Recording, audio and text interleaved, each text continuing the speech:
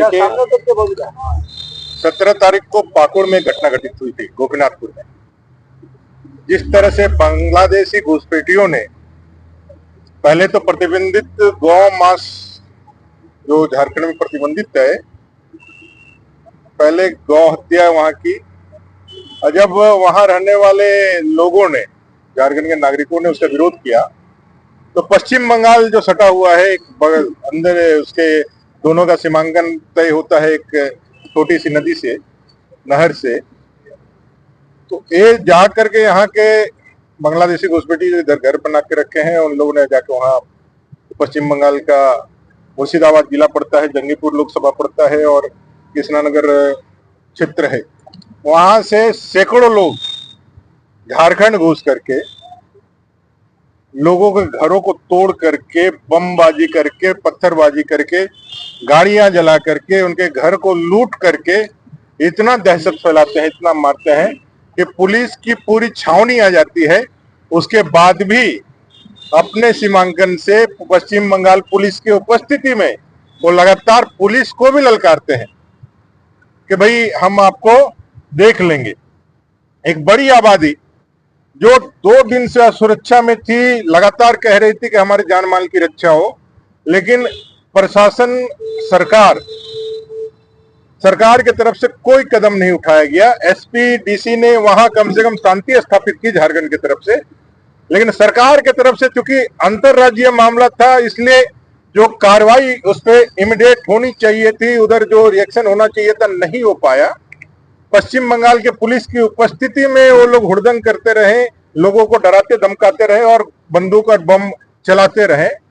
ऐसे परिस्थिति में नागरिकों के भय को देखते हुए भारतीय जनता पार्टी का एक प्रतिनिधिमंडल 20 तारीख को वहां गया और जो हम लोगों ने स्थिति देखी, उससे ये बात साबित हुई, जो डेमोग्राफी चेंज की बातें हम लोग कहते हैं वो कितना भयावह हो सकता है। जिस जमीन पर वो पुरखों से रहते थे, आज वही लोग, हिंदू लोग कह रहे हैं कि हमको यहाँ से कहीं दूसरे जगह ले जाइए, ये सब हमको जीने नहीं देगा। अगर पुलिस हट जाती है तो कहते हैं कि पुलिस कितने दिन आपको जीवन बचाएगी, हम आपको देख लेंगे, आपको देखेंगे कैसे आप रहते हैं। उन लोगों ने डरते हुए कहा कि अगर पुलिस पिकेट यहाँ नहीं रहेगा, यहाँ यदि सेंट्रल पुलिस नहीं रहेगी तो हम लोग यहाँ नहीं रह सकते, सब मार करके कहीं चारों तरफ से जो है उनकी आबादी बढ़ गई। अब स्वतंत्र भारत का वह नागरिक है, झारखंड है भारत के अंदर, पश्चिम बंगाल भारत के अंदर है, गणतंत्र है, लेकिन पश्चिम बंगाल में राजनीतिक संरक्षण से जिस तरह से बांग्लादेशी घुसपैठियों को वहां आतंक फैलाया गया है, लोकतंत्र की वहां हत्याएं हुई है, वहां चुनाव नाम का कोई चीज नहीं है, और अगर कोई उसके राजनीतिक दल का समर्थक नहीं है तो उसको बलात्कार, दुष्कर्म, अपहरण और मरने तक के लिए तैयार रहना पड़ता है। वैसा ही कुछ प्रयोग झारखंड में भी जेएमएम, कांग्रेस और आरजेडी की सरकार करना चाहती है। हम लोगों ने इसका पुरजोर विरोध किया, वहां पर भी नागरिकों को भी कहा कि आप मर जाना स्वीकार कीजिए, लेकिन यहां से जाना नहीं स्वीकार कीजिए, क्योंकि आप भागेंगे तो कितना दूर भागेंगे, ये तो इसी तरह से आपको, आपके जमीन को आपको लूटते हुए चले जाएंगे। और इस पूरे मामले पे ना मुख्यमंत्री एक शब्द कहते हैं, ना आप लोगों के लिए अभी एक नई नेता आई है कल्पना सोरेन जी, वो कुछ कहती है,